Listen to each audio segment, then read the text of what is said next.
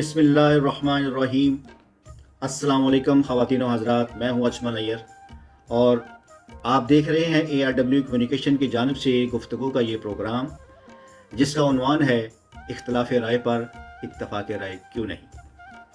ख़वातीन व हज़रात, इख्तिलाफ़ राय से ये दुनिया वजूद में आई और इख्तिलाफ़ राय ख़त्म होते ही ये दुनिया ख़त्म हो जाएगी, यानी क़यामत आ जाएगी।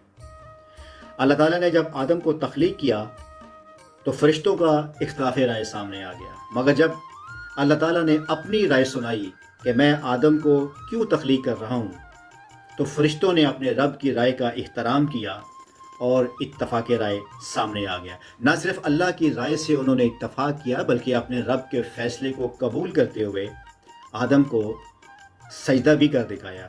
मगर इब्लीस ने अपने इख्तिलाफ़ राय पर इसरार किया, तकब्बुर किया और फरिश्ते से शैतान बन जाना कबूल कर लिया। जिसकी तख्लीक पर शैतान ने अल्लाह से इख्तलाफ किया था, उसी आदम ने अपने रब से इख्तिलाफ़ राय और शैतान से इत्तफ़ाक़ राय करते हुए शजरे ममनुआ का फल खा लिया। तो अल्लाह ताला ने आदम और इब्लीस दोनों को एक दूसरे का दायमी दुश्मन बनाकर इस दुनिया में भेज दिया। और जैसे ही इस दुनिया में एक इंसान से दूसरा इंसान वजूद में आता है, तो आदम के एक बेटे काबील ने अपने दूसरे भाई हाबील को कत्ल करता।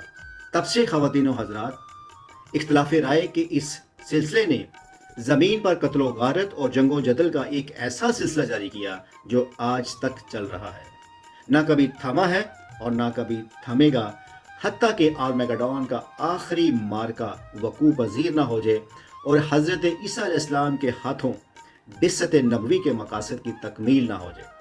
हक और बातिल के दरमियान असली और दायमी इख्तिलाफ़ राय ख़त्म ना हो जाए, पूरे कुरे अर्ज़ पर इस्लाम यानी अमन और सलामती के झंडे ना गाड़ दिए जाए।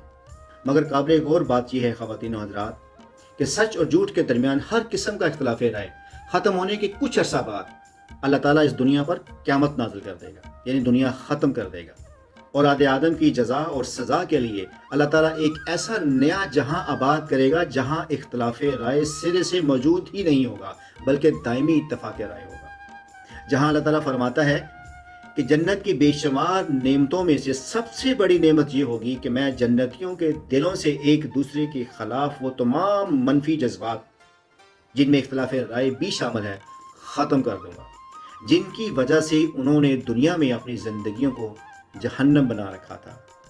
अदरवाइज ये इंसान तो जन्नत को भी इन्हीं रवैयों की वजह से जहन्नम बना लेता। तो मैं अर्ज़ कर रहा था ख़वातीन व हज़रात के इख्तिलाफ़ राय से शुरू होने वाली ये दुनिया इत्तफ़ाक़ राय पैदा हो जाने के बाद ख़त्म हो जाएगी। तो इसका मतलब है इस दुनिया को बनाने और चलाने के लिए इंसानों के दरमियान इख्तिलाफ़ राय रखना अल्लाह ताला को मतलूब व मकसूद था। गोया अल्लाह ताला इख्तिलाफ़ को पसंद करता है। माज़अल्लाह ऐसी बात नहीं है कि आदम को इन मनफी जज्बात के साथ पैदा करना गोया कि एक गलती थी जो सरजद होगी अल्लाह ताला से। माज़अल्लाह ऐसा हरगिज़ नहीं। ख़वातीन व हज़रात, इख्तिलाफ़ का मतलब ही मुख्तलिफ होना होता है, यानी डाइवर्सिटी होना, जो आप पूरी कायनात का अगर मुशाहदा करें तो आपको बदरजा अतम नज़र आती है। सितारे और सियारे आपस में किस कदर मुख्तलिफ है। कभी आपने सोचा ज़मीन कहीं ज़रखेज़ है तो कहीं बंजर है, कहीं सहरा है तो कहीं जंगल है, कहीं पहाड़ है तो कहीं मैदान, कहीं दरिया है तो कहीं समंदर।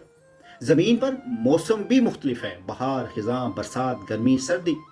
ज़मीन पर फूल, दरख्त, परिंदे, चरिंदे, दरिंदे, हशरात, मछलियाँ, तितलियाँ, हत्ता के इंसानों के दरमियान किस कदर डाइवर्सिटी है।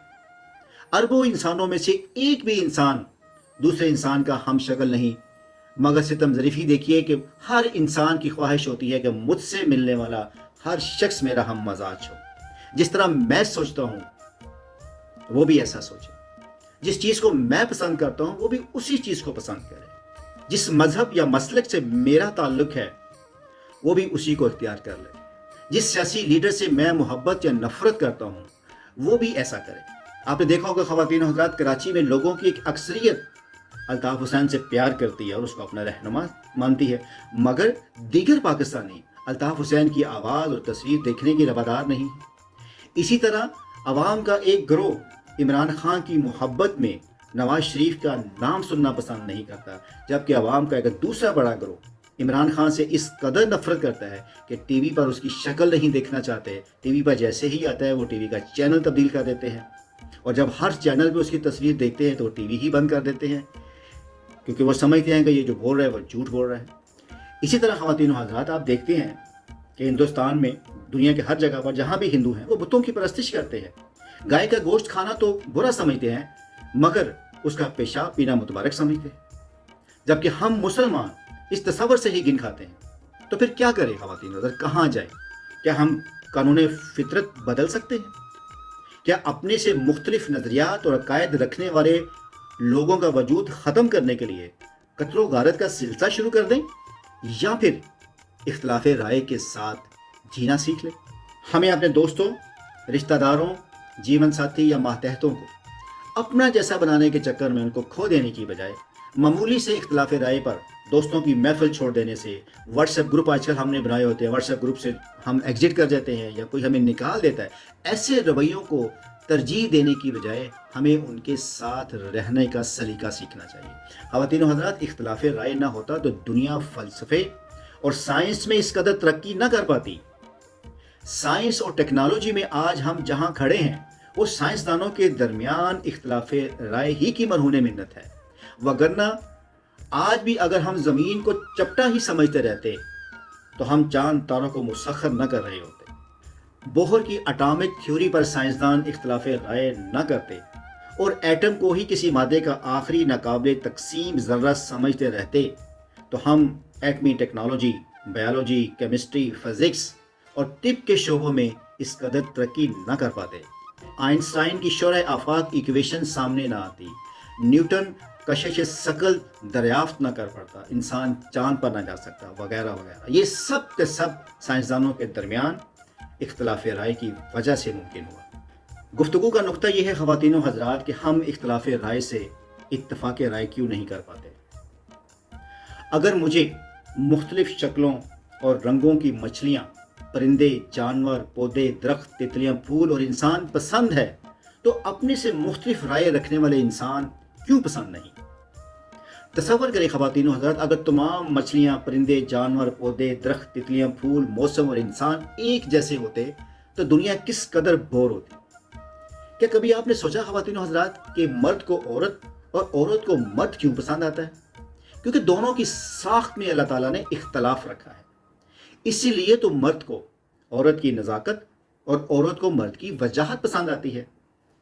اگر آپ مرد ہیں تو کیا آپ کسی ایسی عورت کو پسند کرتے جس کی آپ کی طرح داڑھی اور مونچھ ہوتی، جس کے جسم پر بال ہوتے، جس کی آواز آپ ہی کی طرح بھاری ہوتی، جس کا جسم نرم ہونے کی بجائے آپ ہی کی طرح مضبوط ہوتا؟ نہیں، ہرگز نہیں۔ اسی طرح اگر آپ عورت ہیں تو کیا آپ کسی ایسے مرد کو پسند کرتی جس کی نہ داڑھی ہوتی نہ مونچھ، جس کا جسم نرم اور ملائم ہوتا، جس کی آواز آپ کی طرح باریک ہوتی؟ نہیں، ہرگز نہیں۔ مرد کو عورت میں اور عورت کو مرد میں جسمانی اختلاف قبول ہے، مگر ستم ظریفی دیکھیے، ذہنی اختلاف ہمیں قابل قبول نہیں ہوتا۔ آخر کیوں؟